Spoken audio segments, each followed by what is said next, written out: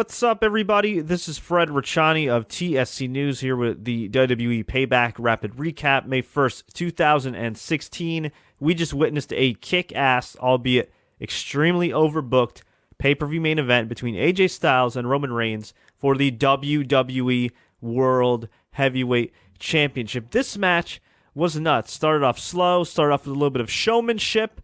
Roman Reigns got a little frustrated, started to bully AJ Styles a bit. Really got going after a while. And then there was an awesome spot where AJ Styles had the calf crusher on Roman Reigns. Roman Reigns managed to escape, rolled out of the ring.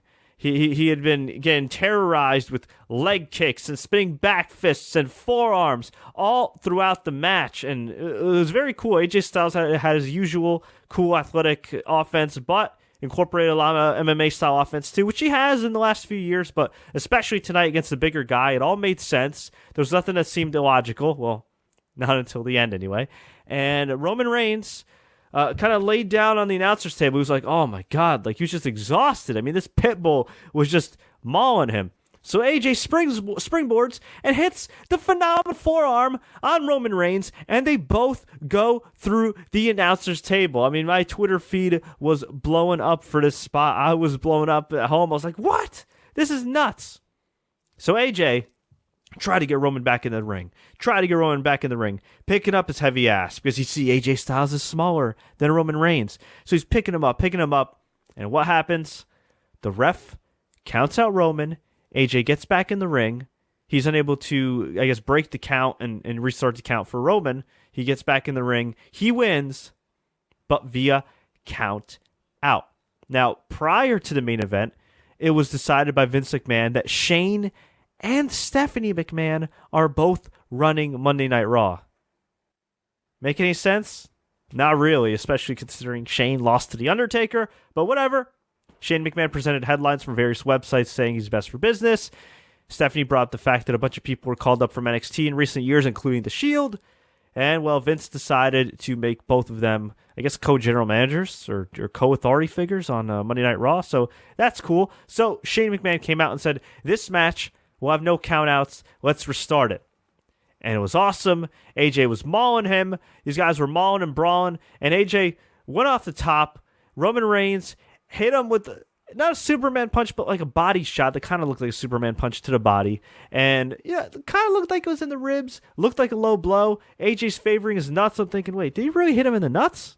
What is this? So the ref DQs Roman. AJ wins again. This time via disqualification. So the referee says, okay, AJ, you win, but Roman, you're still the champion. Again. Stephanie comes out, says Shane forgot to make this no DQ. She makes this no DQ. And then we have all-out chaos. Roman Reigns just has a license to kill here, just beating down AJ Styles, beating him down on the outside. Roman Reigns hits him with a couple Superman punches, getting ready for the spear inside the ring. But Luke Gallows and Carl Anderson pull him out of the ring. They pull AJ out of the ring. So Roman goes out of the ring. They brawl. He gets beat up. And then AJ goes for the phenomenal forearm, hits it, pins Roman. 1, 2. And here's where it gets illogical. All right. Roman puts his foot on the ropes. Okay? Now, I recall just recently, and I don't remember exactly what match it was. It may have been the Fatal 4-Way, in fact, where AJ Styles...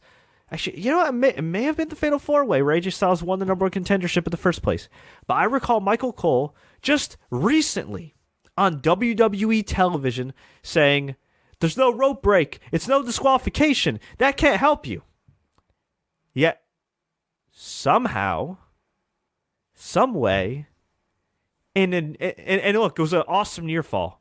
But I'm just saying, if you're thinking about this logically, somehow, some way, there was a rope break in a no disqualification match, which I hope they actually bring it up because, and I'll tell you guys what happened after the match in a second.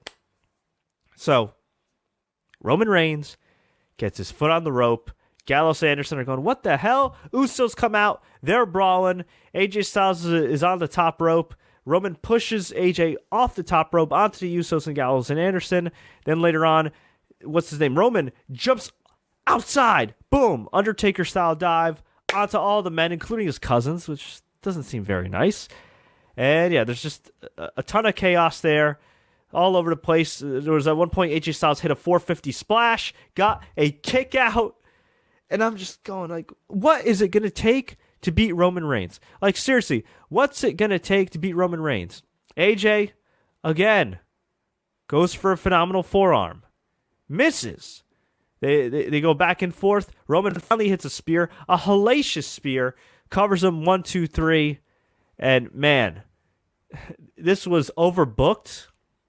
This was outright ridiculous. But some way, shape, or form, it ended up a great match. And one you should absolutely go out of your way to see.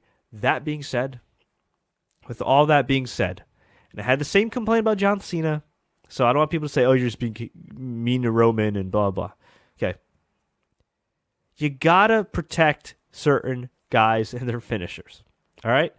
And if you're gonna have Roman kick out or escape a phenomenal forearm, which, keep in mind, AJ forearmed this dude on the announcer's table.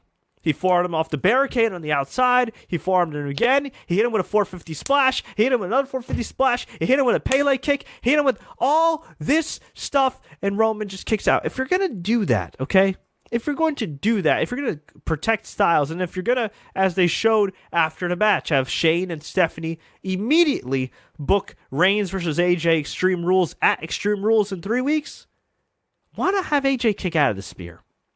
I mean, I'm not a fan of kicking out finishers in general, but if you're going to do it, why not have AJ get the favor in return, right? Have him kick out of the spear.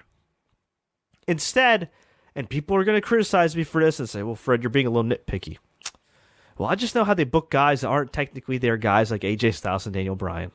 Because on one hand, yes, this was a phenomenal match in its own weird way, pun intended.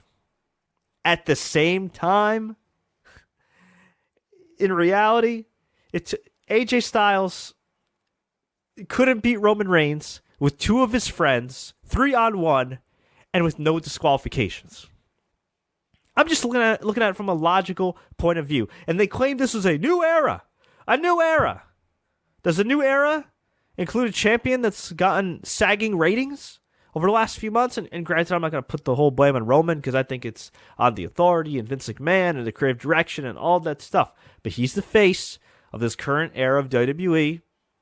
And they've been doing some horrific Raw ratings. And look, again, I'm not totally blaming him. I'm not even saying if you gave the title to AJ Styles that it would make a difference right now.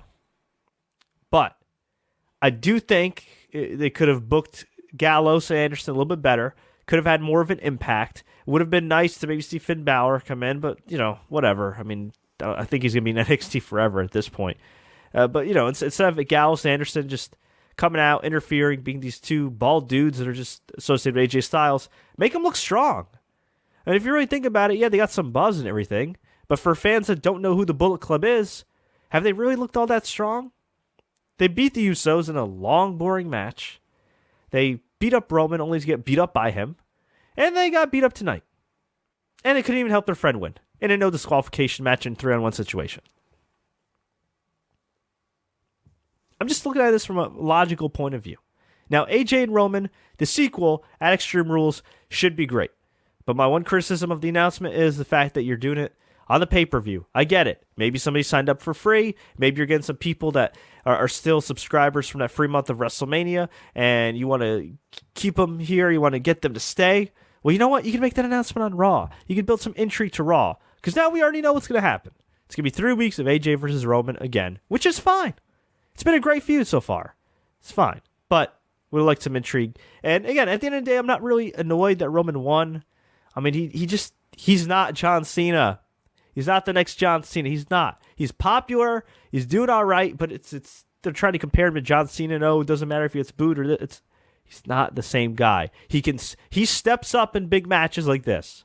That's the one thing he has in common with Cena, but he's not John Cena. Please stop comparing him to John Cena. Stop trying to make him the next Super Cena. He's not. The guy that came before him, Okay?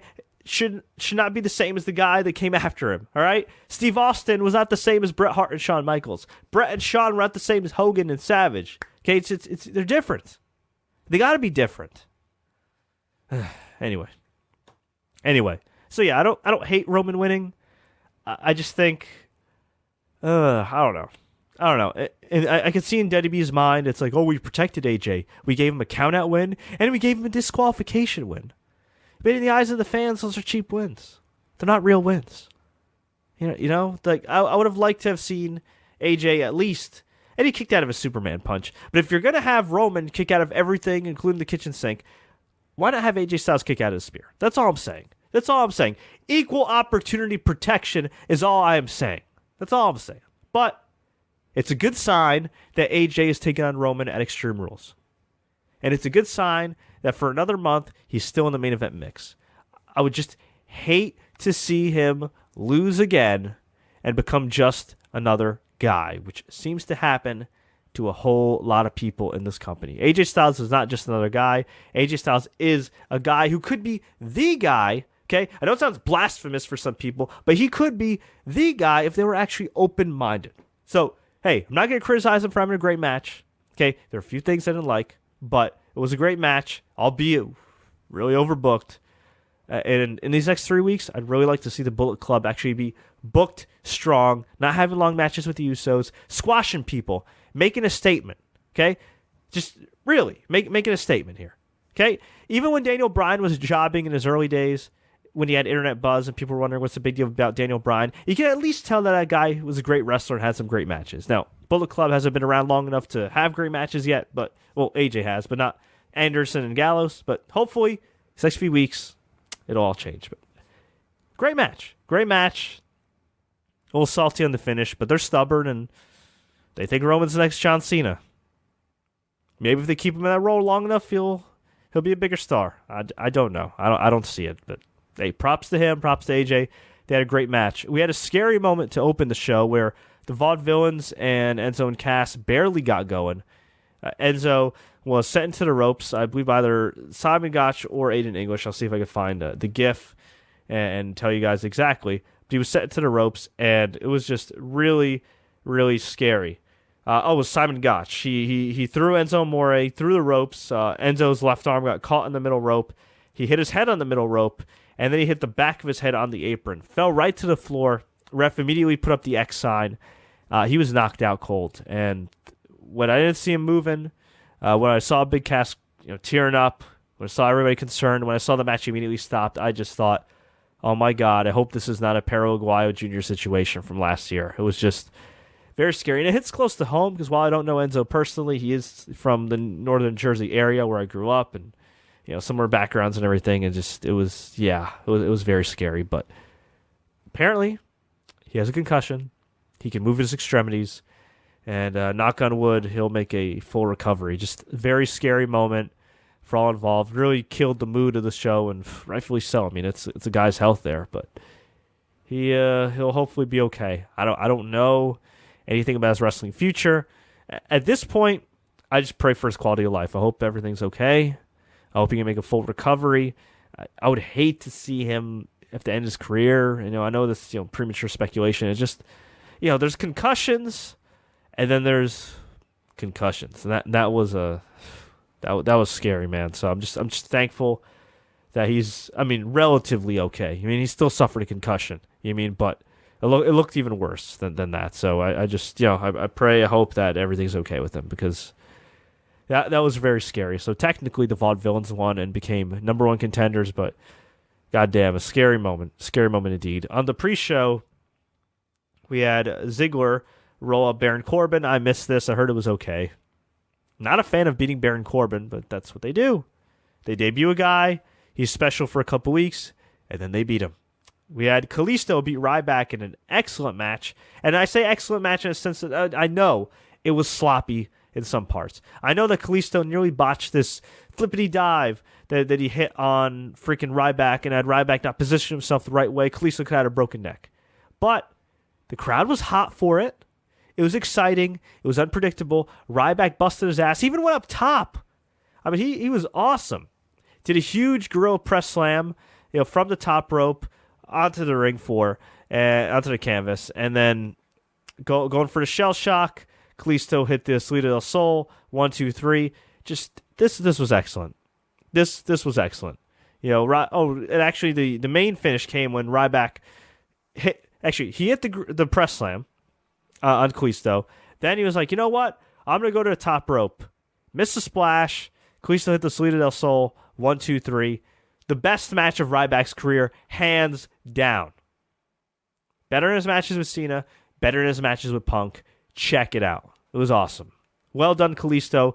Hopefully, they'll get a clue on how to actually push a Hispanic star, and they'll get the machine behind Kalisto, and they'll sell a bunch of masks, and they'll market him, and do video packages, and all the cool stuff they used to do for Rey Mysterio back in the day, because this guy has great potential. Is he sloppier than Rey? Yes. Is he on the same level as Rey in terms of in-ring? No, he's not. But guess what? A lot of guys aren't. Rey Mysterio is all the time great. But does he have potential to be a big star? Yes, he does. Yes, he does. So I hope they stick with him. I hope they keep the U.S. title on him as long as humanly possible. Why not? Keep the title on him. Build up to a big match eventually. If WWE, I don't know if WWE still does Raw tapings in Mexico City. I know they did one years ago. I can't recall the last time they did one. But in the event that they're going to tape any type of TV in Mexico when they go on their Mexican tour, it'd be great to see, say, like a Kalisto versus John Cena for the U.S. title in the main event. Something cool like that. If you protect the guy, if you build him up, that could be a viable big match on a pay-per-view or a Mexican TV taping. Just saying. Just saying. We had Sami Zayn and Kevin Owens follow the unfortunate Enzo Amore accident. These guys had a great match. Kevin Owens won clean with the pop-up powerbomb, bloodied up, cut a promo after. Actually, beat up Sami Zayn afterwards, cut a promo, had Byron Saxton interview him, although he didn't really interview him. He just kind of made Byron ask him some questions, said he's better than Sami Zayn, he's going to set his sights on the Intercontinental title, and he's going to do commentary while Byron sits on the side because he wants to watch the IC title match. So it was Miz versus Cesaro. Maurice kind of sort of got involved, not really. And good match. Cesaro nearly got the win. But all of a sudden, when Cesaro had the crossface after hitting the giant swing on Miz, and Miz was tapping out, the ref was distracted by Zayn and Owens brawling. Ugh. So Miz gets the pin via schoolboy after a distraction. WWE's favorite finish. And afterwards, Miz got beat up by Cesaro. Kevin Owens cleaned house, held the IC title, and it looks like it's going to be a fatal four-way at Extreme Rules. If I'm assuming Miz is going to lose that fatal four-way, and assuming Miz is going to be continued to be booked like a geek, why not just have Cesaro win? Why not just have Cesaro win? Why? Does it do anything for the title to have the champion retain only to get his ass handed to him afterwards? The short answer, no. It doesn't. And Cesaro is now, 3 years gone by without winning a title match since he was U.S. champion? We had Dean Ambrose versus Jericho. Really damn good match. Ambrose won with the dirty deeds. Jericho threw a temper tantrum afterwards. Really good match. Enjoyed this one. Then we had Charlotte versus Natalya. What can I say about this match? It was all right. Not great, but it was all right. I mean, I've seen this match way too many times. I saw their classic at NXT, of course. I saw them live at MSG about a month ago. I saw... When else did I see them? Well, we saw them at Roadblock. They had another match, that match on Raw that was awesome with the screwjob finish. And they decided to reenact the Montreal screwjob. Charlotte locked in the sharpshooter. Brett was in one corner. Ric Flair was in another corner. Maybe they did this to troll Bret Hart, who said he didn't want to be at Payback in recent media interviews, who's still been pretty critical of WWE. And, well, Charlotte retained the title. Charles Robinson, a.k.a. Lil Nate of WCW fame, the longtime friend of Nature Boy Ric Flair, rang the bell. Of course, the announcers didn't point it out that Charles Robinson was a longtime friend of Ric Flair's. So any fan that didn't grow up watching WCW or watch any WCW on the network was probably really confused as to why they would do this. I guess they'll follow up on Raw. And yeah, so afterwards, Bret Hart, Natty, locked in dual sharpshooters. Both Rick and Charlotte tapped out. This sucked. And now we get another month of this. I love Natty. I think she's great. But if you're going to give Natty a run in the women's division, give her the title and let her have some kick-ass matches with Sasha Banks and Becky Lynch and Emma and the rest of the crew. Charlotte, God bless her. She's improved a bit. But it's just, she is the female Roman Reigns. It is so forced. It is so forced, it's not even funny. But like Roman, she's tall and good looking, so who cares, right? Although Roman is much better in the ring, so I got to cut him some slack. He's significantly better in the ring than Charlotte. And frankly, a lot of people. He's really good. I'm just not a fan of the character direction. And yeah, so that's about it. Overall, I'd say a good show. Again, I would have liked to have seen AJ Styles more protected than the cheap protection WWE does. But great match. And I'm sure they're going to have another great match at Extreme Rules, which AJ will hopefully win. Although, I'm not going to kid myself. This is WWE after all. The Shane McMahon, Stephanie stuff is intriguing, but also kind of lame and still nonsensical, illogical, whatever you want to call it. And where the hell's Triple H? Not that I'm longing to see him on TV, but I'm just wondering, where is he? No explanation? He just got speared out of the country? What happened here? What happened? I don't know. As far as the IC title picture, not really intriguing, but interesting. Sami Zayn, Kevin Owens, they had a great match, but I really hope Sami Zayn actually wins the pay-per-view match in 2016. I really hope he actually wins a big match in 2016. I get it, he's the underdog, but guess what? The underdog still has to win at least a couple matches here and there in order to get over. Just saying. Nobody's going to root for the 1-15 Cleveland Browns. But if the Cleveland Browns were, say, 9-7 and just barely made the playoffs, that's an underdog. A person who's a team that's 4-12, okay, or a tennis player that's like 0-8, that's not an underdog, it's just a loser. So hopefully they'll give Sami Zayn some wins. But great effort from all involved. Overall, thumbs up pay-per-view. And I want to hear from you. What did you think about WWE Payback? What do you think about the state of Monday Night Raw, the state of WWE? They're claiming it's a new era, but the ratings are reflecting that the fans are not feeling this new era, this so-called new era, thus far. I want to hear from you. Let me know. Leave a comment below. Tweet us. Facebook us. Do what you got to do. If you enjoyed this update, please like, share, take care. If you like my video game videos, please feel free to check out my video game channel, youtube.com/TSC Gaming. And until next time, everybody, as always...